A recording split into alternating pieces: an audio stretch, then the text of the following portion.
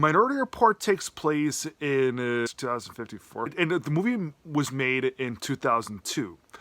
So when you watch Minority Report and you see some of the crazy technology things that happens in this, like when Cruz has on those gloves that only take up half some of his fingers. When Cruz is doing all that, you look at some things nowadays, like Trivago commercials, and you can see some similarities when he's swiping the screens, and like when you have your own cell phone. The way that the screens are being swiped and things that pop up and stuff, there's really not that big of a difference between both things. And I really like that about Minority Report.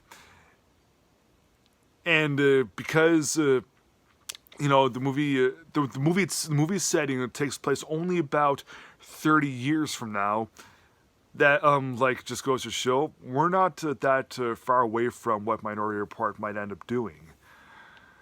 So the movie is based on a Philip K. Dick story, where in Washington D.C.,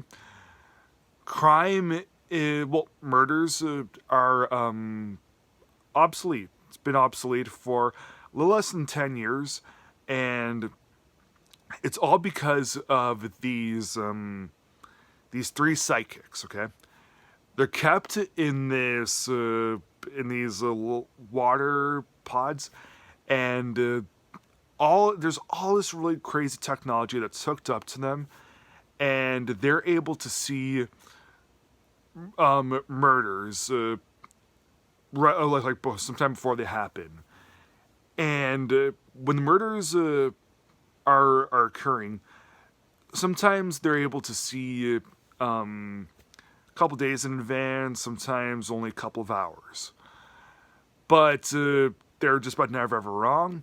And even though there's no actual murders that take place, because they're able to see exactly what's happening, exactly who that perp is, who the victim is, and the time, no murders end up happening.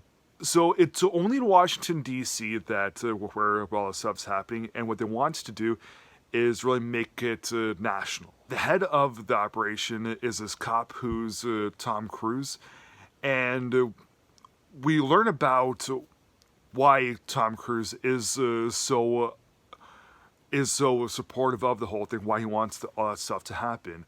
Family tragedy, so he really wants to partake in all that stuff. He really wants to make it national. Thing is, eventually, he himself is accused of a future murder. There's about a day and a half. It's taking place in about a day and a half, and when he finds out that he is going to kill somebody, he's gung ho. He's going to kill that person. So he wants to figure out maybe if there's some loops in the system, maybe there's some holes in the system, maybe there's some mistakes, and he also wants to figure out, because he's a good cop, he wants to figure out exactly who the victim is that he's going to end up killing. So while he's getting to the bottom of it, he is part of this big manhunt that's happening, and because he knows that he's going to do something bad in the future, because he has that preconceived knowledge, will he end up possibly choosing his own destiny? That's what I loved about Minority Report, okay? Steven Spielberg hasn't always been one of those directors that really gives the audience things to ponder, things to wonder for themselves. Some people that don't like Spielberg just say that he just neatly wraps things for you and everything. But when he does try to make things when he does try to give the audiences some things to wonder, it's actually quite good. But in Minority Report, more questions come about that Spielberg does not feel like answering himself. Yeah, he lets it completely up to the audience. And what I loved about Minority Report was it has simply had a little bit thicker material to work with. Like there was more things that about destiny and technology, future, abuse of power, abuse of privilege, and is it really, can you really change the future if it's like depending on the severity of everything? So all that stuff is so like the questions that Spielberg raises, all really good stuff.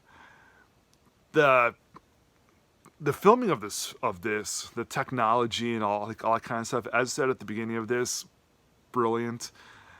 The acting, the story, yeah, this movie's just brilliant. I wouldn't call Minority Report one of the 10 best films of the 2000s, but I would say that it's a runner-up piece, runner-up top 10 of the 2000s. So yeah, top 20. So yeah, Minority Report, one of Spielberg's best, and I'll give it 4 stars. Thanks for watching. Please like, subscribe, comment, and I'll see you again next time.